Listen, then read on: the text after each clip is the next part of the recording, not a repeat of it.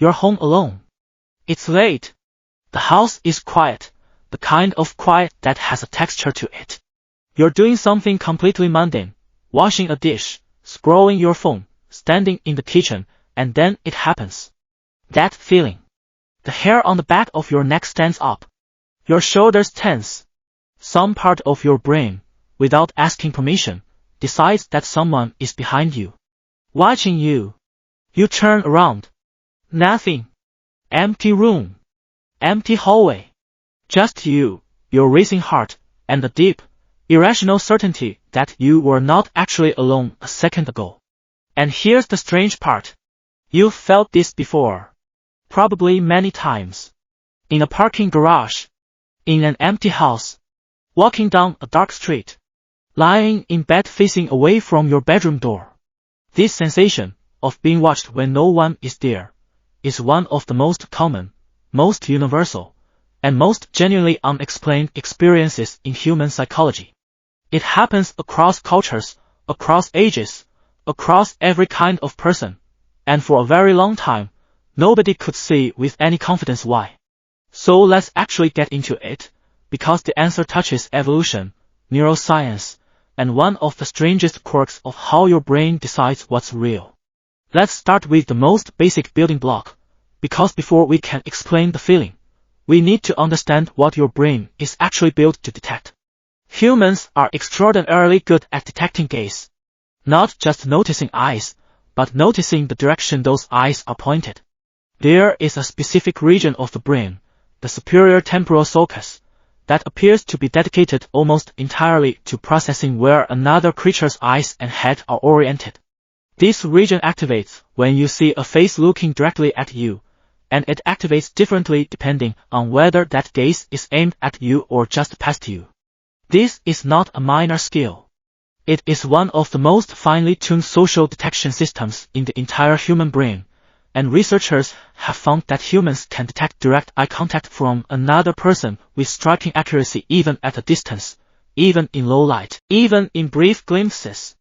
Your brain is constantly, quietly, running a background process whose entire job is answering one question. Is something looking at me right now? Now here's where it gets interesting, because this detection system did not evolve in a world of empty hallways and quiet kitchens. It evolved in an environment where the answer to that question mattered enormously, and where getting it wrong in one specific direction could cost you your life. Think about the environment early humans actually lived in for most of our evolutionary history. Open savannas, forest edges, areas shared with large predators equipped with exactly the kind of forward-facing eyes that make a face read as watching. Lions, leopards, hyenas, predators that hunt using stealth, that rely on staying hidden until the moment of attack, and whose success depends entirely on the prey not noticing them until it's too late. In that environment, the ability to sense that you were being watched, even without directly seeing the watcher, was not paranoia. It was survival infrastructure. This connects to something researchers call signal detection theory, and it's one of the more elegant explanations in evolutionary psychology once you actually sit with it. Imagine you're an early human walking near tall grass, and there's some ambiguous rustle or shadow that might be a predator watching you. You have two possible mistakes you can make. You can assume there's a predator when there isn't one, which costs you a little wasted energy and adrenaline, mildly annoying, mildly embarrassing if anyone's watching.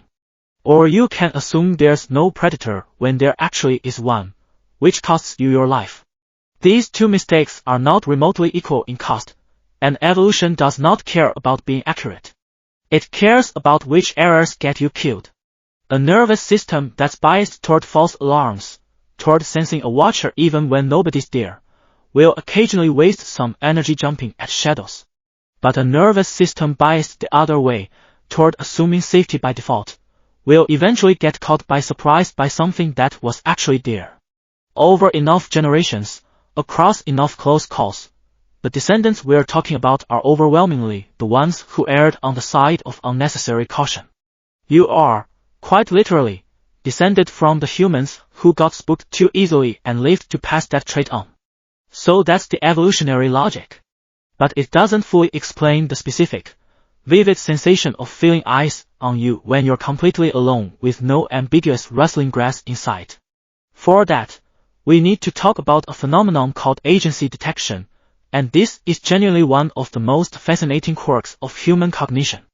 Your brain has what researchers sometimes call a hyperactive agency detection device, a cognitive system whose job is to look at ambiguous sensory information and decide whether it was caused by something with intent, something alive, something that can perceive you back. This system is, again, deliberately biased toward false positives. If a twig snaps behind you, your brain's default assumption leans toward something did that, rather than the more mundane and often correct explanation that it was wind, or settling wood, or nothing at all.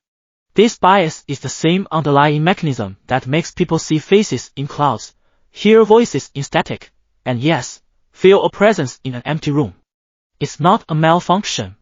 It's a system doing exactly what it was built to do, treating ambiguous signals as evidence of a mind rather than evidence of nothing, because across evolutionary history, missing an actual predator or rival was far more costly than occasionally imagining one that wasn't there.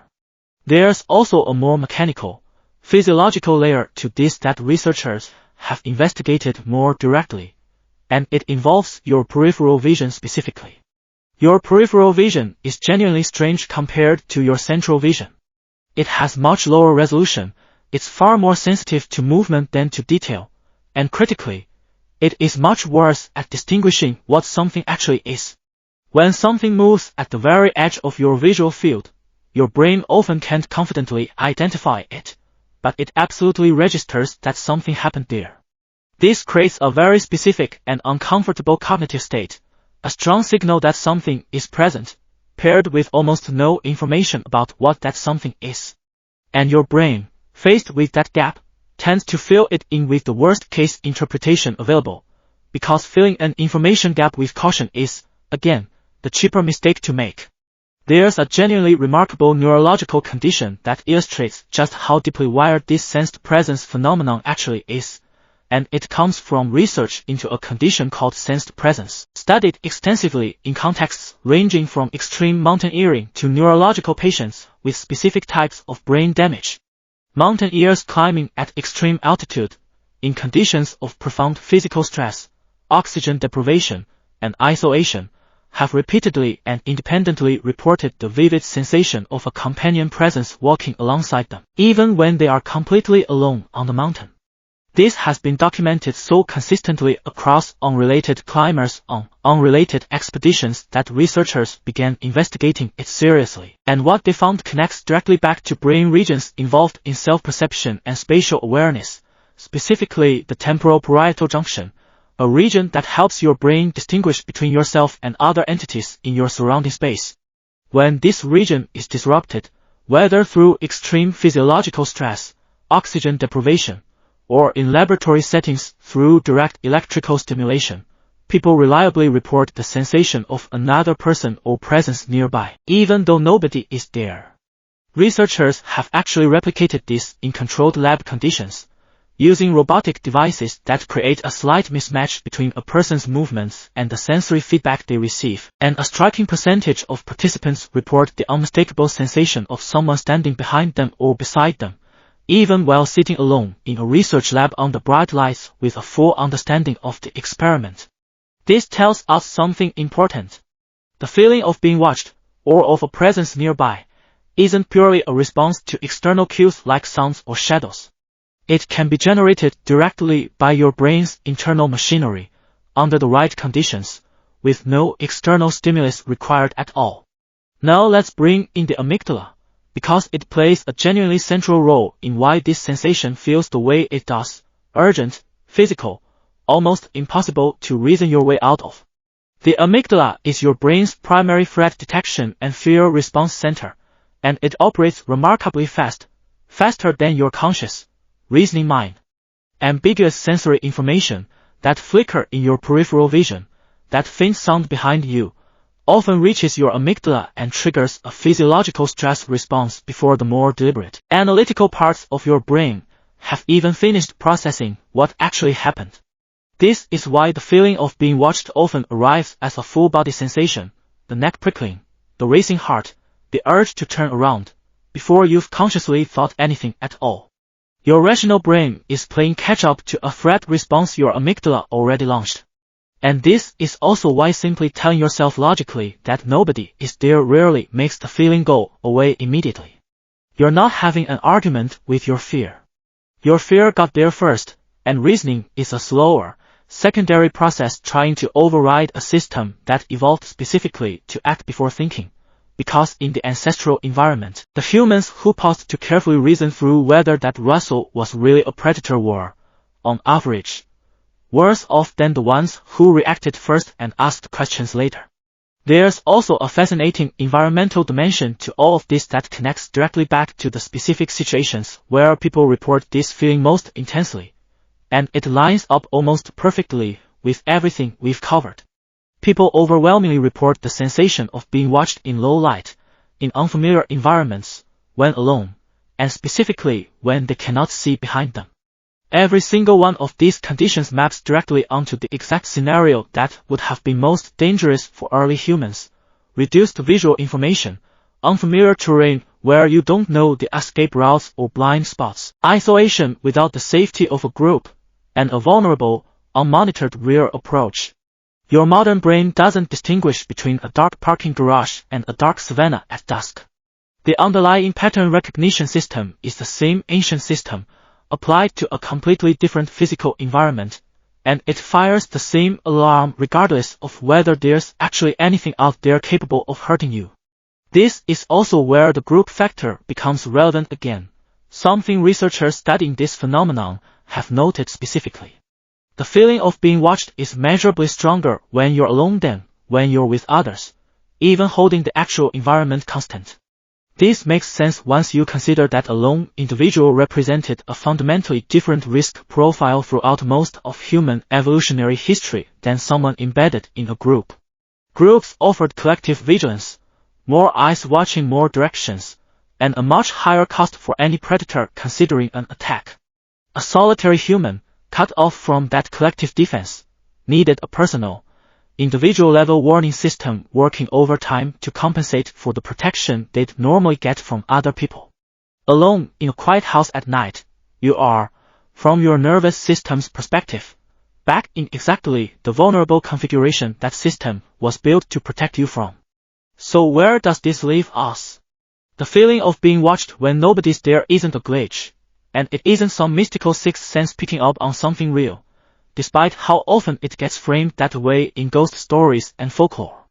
It's the visible output of an extraordinarily well-calibrated, deeply ancient threat detection system, one built by a very simple evolutionary logic. A false alarm costs you almost nothing. A missed threat can cost you everything. And so your brain, generation after generation, was shaped to lean hard toward caution, to fill ambiguous gaps in peripheral vision and have heard sounds with the assumption of a watching presence, because the humans who did that consistently outlived the ones who shrugged it off. Every uneasy glance you throw over your shoulder in an empty room is a small, harmless echo of a system that once meant the difference between walking away from that rustling grass and never walking away at all. So the next time you're standing in your kitchen at midnight and that prickling sensation creeps up your neck for no visible reason, you don't have to be embarrassed by it, and you don't have to explain it away as nothing. It's not nothing. It's tens of thousands of years of inherited caution, quietly doing its job, checking the room on your behalf, whether or not there's actually anyone there to find.